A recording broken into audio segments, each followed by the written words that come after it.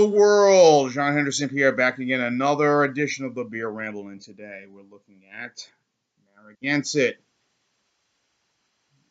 Maid of Honor, sold on merit, the pride of New England, Narragansett Lager, or Gansett Lager, 1890, 5% ABV, a American Adjunct Lager. A 78 score overall on Beer Advocate. A very good score with the Alston brothers, the Bros. Look at all the fizz up top. Hey, neighbor, as they say in the famous ad line.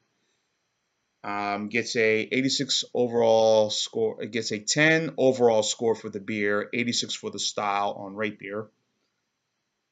This is the Pride of New England, courtesy sent to my good buddy, Mr. Patrick Tucker, who sent me this can. Thank you, Patrick. Appreciate it. It's not sold in anywhere throughout the Gulf Coast region. Us, Florida, maybe Florida, I'm not sure. Maybe if you go down South Florida, possibly it's probably sold there, but nowhere in the Gulf Coast region like Pensacola or Destin. Haven't seen it. Definitely haven't seen it in Alabama. Haven't seen it in Mississippi, and doubt it's in Louisiana. Maybe. I talked to Mr. Terrio, see if he sees it around that state, but I don't see it. I got the VP debates going on right now, which is basically irrelevant to watch these vice presidential debates. I mean, they just basically the mouthpiece for the for the candidates, and Tim Kaine with the eyebrow, Mike Pence with that look like, I don't know.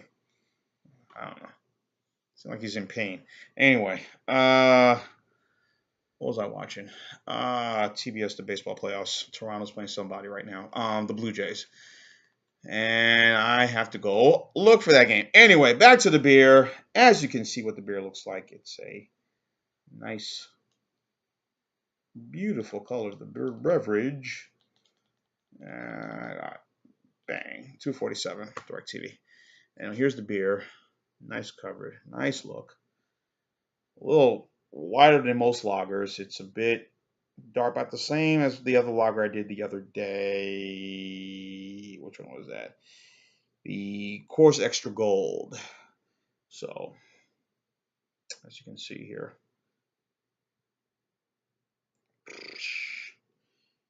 Onto the scent.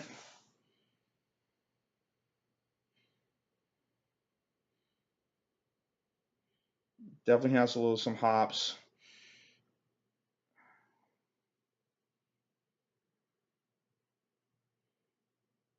And definitely a lot of grains in this beer. Different. It's really much there right now. So.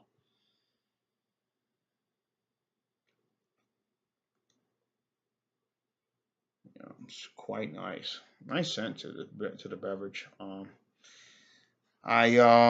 Recently I saw this beer. What's the film I just saw the other day? And I got it on Redbox. It was called The Forgerer, with John Travolta and Christopher Plummer. And Christopher Plummer was bringing in, or grandson in the film. John Travolta's character comes out of jail to look after his son, who's has a terminal illness. Establishes a relationship with him, and also the kid also reunites with his mother. Basically, the young man is being raised by his grandfather, who is a bit of by Christopher Plummer's character, and they bring it in a case of Narragansett, and it's kind of funny. And Christopher Plummer's character was kind of funny. Great actor. I mean, he could play. I could do any type of voices: a New Yorker, a Bostoner, and whatever. An Englishman, knowing he's from Canada. So, Canadian. Eh. So, anyway, back to the beer. Walkout game going on right now. I'm sorry I'm being distracted by that game. So, nice scent. On to the taste.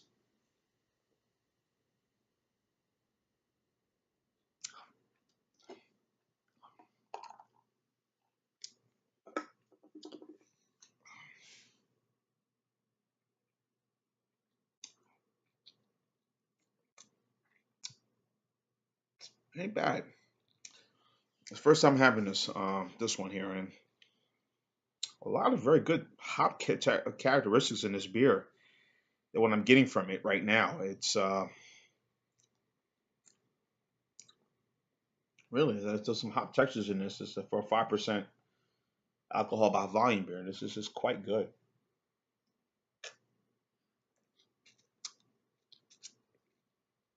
Mm, ain't bad. Um, as know of the story of the brewery, they have gone through several changes. Right now, the beer company went through some stuff, like many throughout the Great Recession. I'm assuming the Great Depression, and also through Prohibition. They had went through a lot of changes and went through a lot of things. Of course, Prohibition, they couldn't brew anything, so like many companies had to diversify, reinvented themselves after Prohibition. This was the signature beer of the Boston Red Sox for several years until 1975. They stopped being involved. Kurt Gowdy, of course, did a lot of commercials for them locally on radio. Um, Say, hey neighbor, have a Gansett or Nansett, as I said, the G silent. Narragansett. Um, and I did a lot of sponsored local things here throughout the Boston area. So this is a very much a regional Boston type of beer. Rhode Island, Boston, Vermont, New Hampshire. This is their beverage of choice at the time. I'm sure.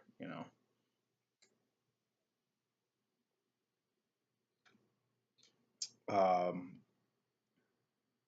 they produced some of the beer at the Falstaff plant in Fort Wayne, Indiana, in 1982.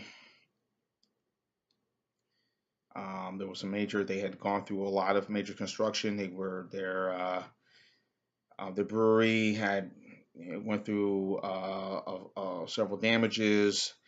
Then the brewery went through some changing hands. They decided to go ahead and brew the beer at the Genesee brewery plant where they make Genesee in Rochester, New York. It's still being made there. Um, um, I guess we'd be relocating. They decided they do a summer ale, but they said they were going to go ahead and they had opened up another brewery in Rhode Island, and of course the new packaging, whatever. And right now they've really sort of made another renaissance. I'll bring them out the old flavors, and then you've seen this recently with Stroh's. They've been trying to they're bringing back Stroh's in Detroit again, building another brewery there. They're talk about with another one, Dixie Beer, bringing that back to New Orleans and building the brewery back up again. It was severely damaged after Katrina in 2005, and they contracted the beer to several different breweries, to make their beer, and it's still being made to this day.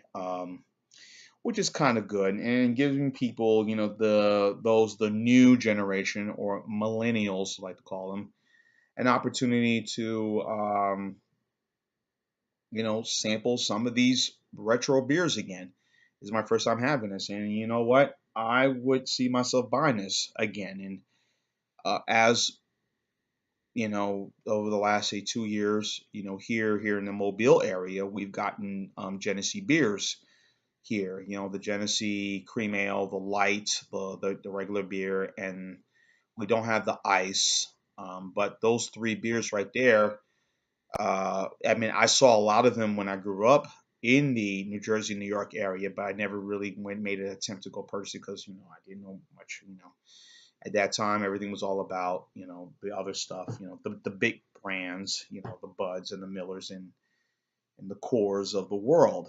Um, Genesee was not something that didn't read my mind, but now they've been down here, and we've getting a lot of their stuff here. And I'll probably buy on my next check. I'm probably gonna next payday. I'm probably gonna get me another another Genesee cream ale because I think that's just as good, if not better, than most that I've seen before.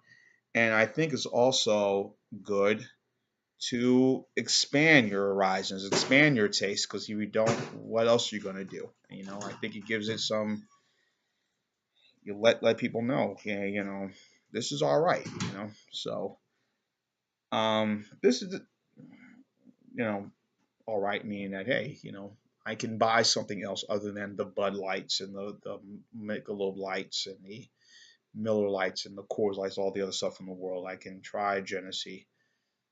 Before those beers came out, Genesee and Narragansett and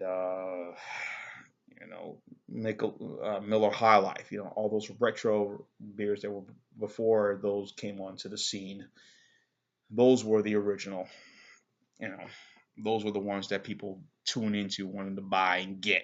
So anyway, enough blabbling and rambling since it is the channel. This is good. I'm gonna give this an 8. You know,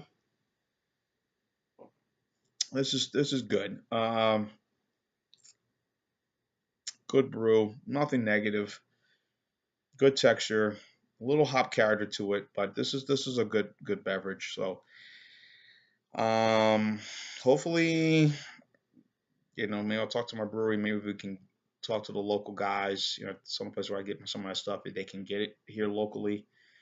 We'll see what happens. you gotta, all you can do is ask, all right? Anyway, this is good, so I'm gonna give this an 8, which is a B for me on this one. Tell me your thoughts on Narragansett, if this deserves an 8 or a higher score or a lower score. Tell me what you think. Leave your comments on the bottom. Trying to secure the Beer Rambleton. Keep on watching, and as always, cheers. Bang.